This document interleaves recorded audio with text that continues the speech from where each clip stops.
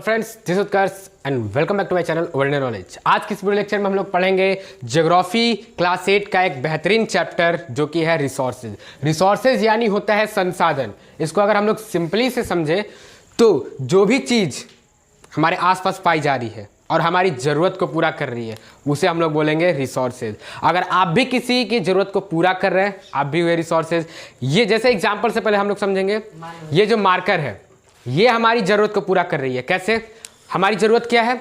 इस बोर्ड पे लिखना, और हम किसके सहारे इस बोर्ड पे लिख पा रहे हैं? तो इस मार्कर की वजह से हम इस बोर्ड पे लिख पा रहे हैं। तो ये हमारी क्या ज़रूरत को पूरा कर रही है, इसीलिए हम इसको किस कैटेगरी में लाएंगे? रिसोर्सेज के कैटेगरी में लाएंगे। यानी कि ये हमारे लिए एक तरह से क्या हुआ? संसाधन हुआ। क्योंकि डिफिनेशन भी पढ़िएगा आप लोग या कहीं भी जाइएगा, आपको यही चीज़ सुनने को मिलेगा कि जो भी चीज़ हमारी ज़रूरत को पूरा कर रही है उसे हम लोग संसाधन बोलेंगे, रिसोर्सेज बोलेंगे। डिफिनेशन से एक बार हम लोग समझ लेते हैं।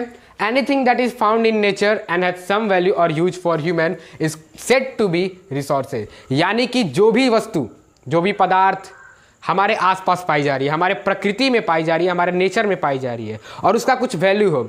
हर चीज़ का वैल्यू होता है। आपका भी वैल्यू है, हमारा भी वैल्यू है, इस बोर्ड का भी वैल्यू है, इस मार्कर का भी वैल्यू है। तो जिस भी चीज़ का वैल्यू हो और वो आदमी के लिए या किसी भी चीज़ के लिए ज़रूरत में काम आ रहा हो, यानी कि उसकी ज़रूरत को पूरा कर रहा हो, उसी को हम लोग क्या बोलेंगे? रिसोर्सेज बोलेंगे। एग्जाम्पल से water, land, food, diamond, platinum, carbon etcetera. सबसे पहले हम लोग वाटर को एक बार समझ लेते हैं।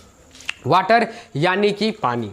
Water is life. लोग बोलते हैं कि जल ही जीवन है। वो जल ही जीवन क्यों बोलते हैं? क्योंकि जब हमें प्यास लगेगा, अगर हमें पानी ना मिले तो क्या हम जीवित रह पाएंगे? नहीं रह पाएंगे। तो प्यास को बुझाने के लिए, यानी कि प्यास हमारी ज़रूरत है और पानी उस ज़रूरत को पूरा कर रही है, यानी कि वो एक रिसोर्सेज हुआ, संसाधन हुआ। तो वाटर रिसोर्सेज हुआ। लैंड, जिस पे हम रह रहे हैं, अभी हम कहाँ पे हैं? अगर लैंड ही ना रहे तो क्या आप रह पाइएगा? कहाँ रहिएगा? आसमान में? आसमान में तो ये संभव नहीं है। तो लैंड भी एक प्रकार का क्या है? रिसोर्सेज है, क्योंकि ये हमारी ज़रूरत को पूरा कर रही है। तो लैंड भी ज़रूरत को पूरा कर रही है, यानी कि ये एक रिसोर्सेज हुआ। अब है फूड, भोजन। अगर आपको भूख लगे तो आप क्या करिएगा? खाना खाइएगा। अगर खाना ही नहीं रहेगा तो क्या खाइएगा?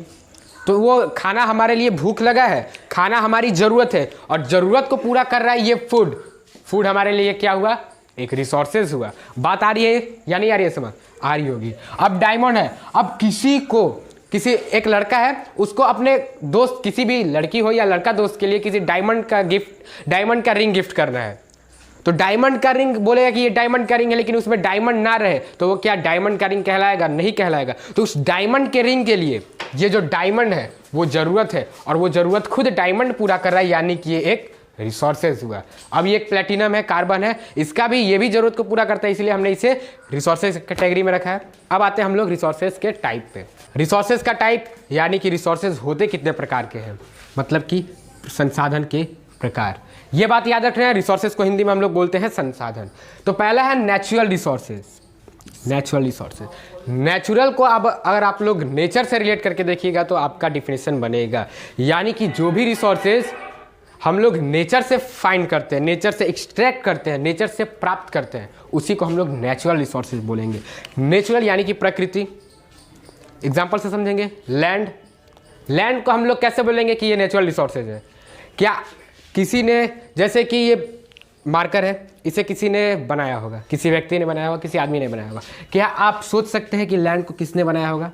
किसी ने नहीं बनाया है। वो प्रकृति में पहले से था, हमारे आने से पहले था और इसे किसी ने नहीं बनाया, यानी कि ये एक नेचुरल रिसोर्स है, ये नेचर में पहले से उपलब्ध है। दूसरा है वाटर। अब हिंदी इसका समझिए। नेचुरल रिसोर्सेज को हम लोग बोलते हैं प्राकृतिक संसाधन। वाटर भी क्या है? नेचुरल रिसोर्सेज है। कैसे?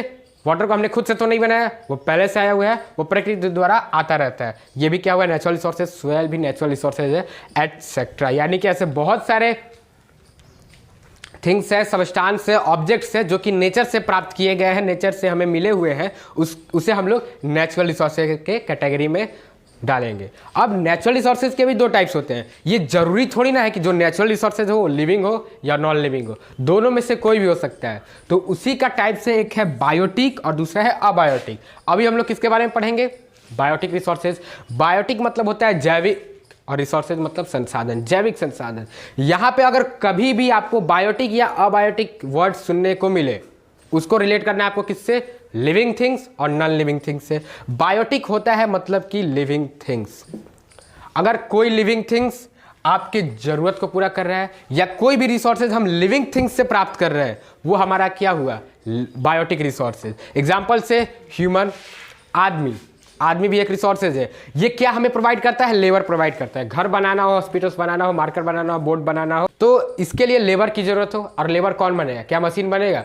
अब तो ऐसा फैसिलिटीज आ रहा है कि मशीन भी लेबर का काम कर रहा है, तो वो भी रिसोर्सेज है एक तरफ से। लेकिन ह्यूमन भी एक रिसोर्सेज है, वो लेबर के अंडर हमारे लिए काम करता है। वो एक क्या हुआ, बायोटिक रिसोर्सेज। बायोटिक क्यों? क्योंकि हम लोग जो होते हैं वो लिविंग थिंग्स है, क्योंकि हम रेस्पिरेशन etc का प्रोसेस करते रहते हैं। दूसरा है एनिमल।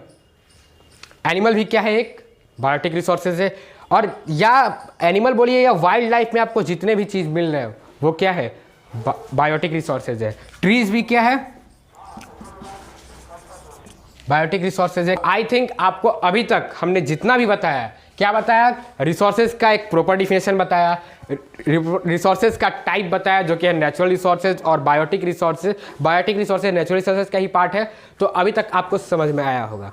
अगले वीडियो लेक्चर में हम लोग क्या पढ़ेंगे, अबायोटिक रिसोर्सेज पढ़ेंगे। उसके बाद एक्चुअल रिसोर्सेज यानी कि वास्तविक संसाधन, एक्चुअल मतलब होता है रियल, रियल मतलब वास्तविक। फिर पोटेंशियल रिसोर्सेज, फिर renewable resources, non renewable resources. और फिर हम लोग पढ़ेंगे दो सबसे बड़े टॉपिक्स को, जो कि है ह्यूमन मेड रिसोर्सेज और एक ह्यूमन रिसोर्सेज।